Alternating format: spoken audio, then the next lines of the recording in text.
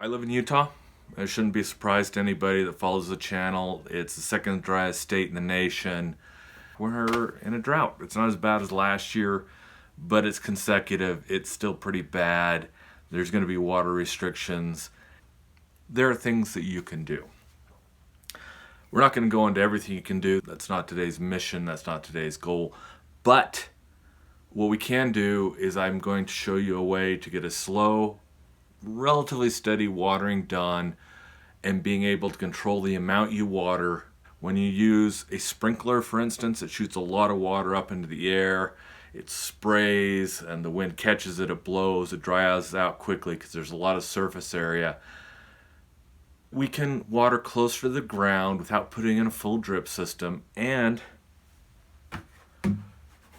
we can do it using garbage. This is a vinegar bottle.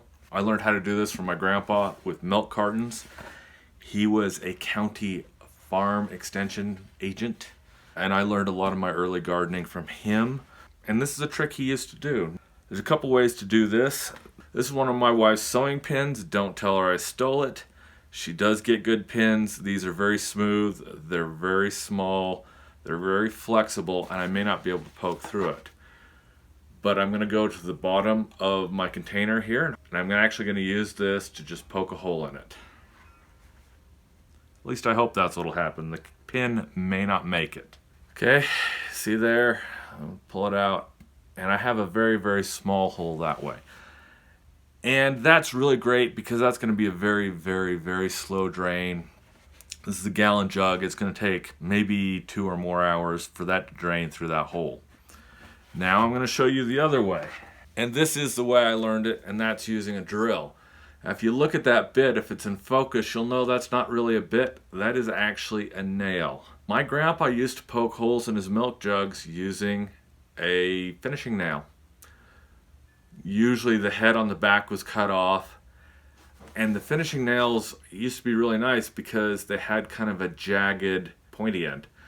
These days, they're a little bit cleaner. I actually roughed this one up with a file, and I still don't think it's enough, but we're going to give it a shot here. See if you can even see this going in. Okay, that was actually pretty good, pretty quick. That is in the vicinity of a little bit more than a 32nd of an inch. I did a trial on this with my smallest drill bit, which is a 1/16 of an inch, and honestly the water was running out of this so fast that I didn't feel it was really good for what I intended it for. That hole right there, it's going to be an hour, maybe 45 minutes for this gallon to empty. I haven't done exact measurements on this. I did try it on some smaller bottles, but since they have less weight in them, the earlier stages, this big bottle is going to move much faster than the small bottle.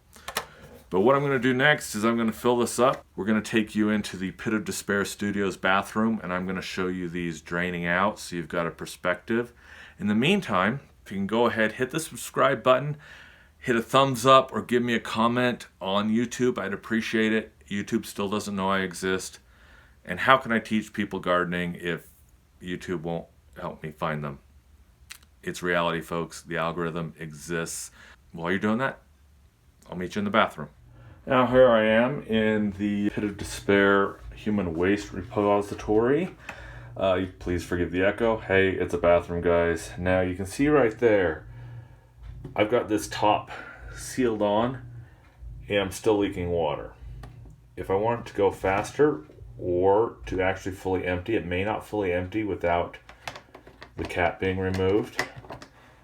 Take the cap off, and because of the physics, it's actually not working right. If it had been full, you'll get more of a stream like that. So you want to place this right to make sure you get it in the root zone. Over here, there's that little drip right there. Tip that. You can see a little bit of motion. Now I'm going to flip the top on this, and you can see it's moving more quickly. If this were a full gallon, again, we'd have more of a stream going. The trickle is actually really, really good. But you can see, I mean, I could leave these perhaps even all day, and I would get the watering I want, rather than, throw it all in at once and have it run off the top. It will soak in. because it's going slowly. Even on soils that are hydrophobic or water repelling, feeding them with water this slowly is quite effective. It's a windy day outside, or I would take you out to show you how they work in the landscape. This is going to be close enough. You wouldn't hear me on the video, and by the time these were empty, they'd be blow halfway across the county, so I don't want to add to the litter problem.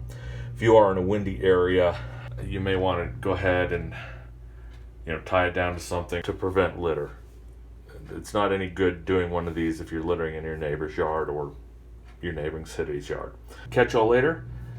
Manana.